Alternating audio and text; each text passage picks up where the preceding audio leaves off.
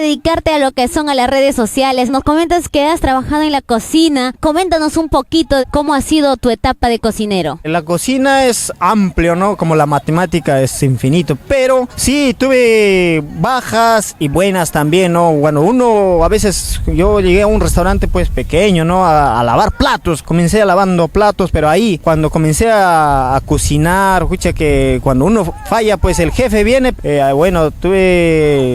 bueno, me hicieron hasta llorar, ¿ah? Pero de ahí aprendí, de ahí sí se aprende y me siento muy feliz y hoy digo, no, ese momento de repente me habré sentido triste, humillado, pero gracias a eso he agarrado un buen sabor, un buen sazón, gracias a que de repente me gritaron, me llamaron la atención. Hoy en día pues uno progresa y saca, y me siento muy feliz, ¿eh? Y siempre me recuerdo de aquellos restaurantes que me enseñaron. He trabajado también en el barrio chino cocinando con los chinos mismos, también he trabajado en Huancayo, acá por Lima, diferentes lugares. ¿Qué edad tenía en ese año entonces? Yo tenía mis 12 años, mi mamá se fallece, me deja, entonces uno ya que no tenía ni 20 céntimos prácticamente, ¿no?